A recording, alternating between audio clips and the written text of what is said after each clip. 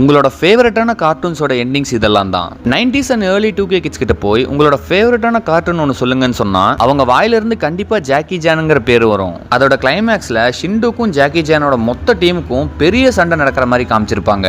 சண்டேல ஷிண்டுவை தோக்கடிச்சிருவாங்க.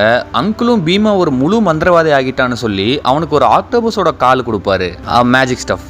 ஜாக்கி ஜானோட மொத்த டீமே ஒன்னா இருந்து சிரிச்சு கலகலன்னு இந்த ஷோவை எண்டிங்கை முடிச்சிருப்பாங்க. பட் டாம் அண்ட் ஜெரியோட கடைசி எபிசோட பாத்தீங்கன்னா கொஞ்சம் சோகமா முடிகிற மாதிரி காமிச்சிருப்பாங்க.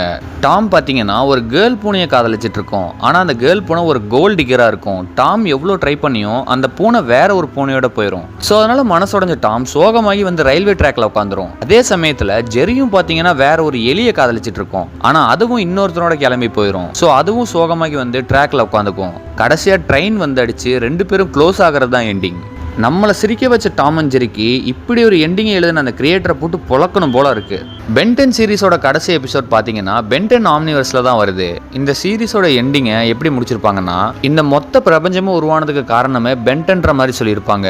ஏன் இந்த சின்ன பென் 10 உருவானதுக்கு காரணமே இன்னொரு பென் 10ன்னு சொல்லியிருப்பாங்க. ஆனால் இது அவனுக்கே தெரியாது.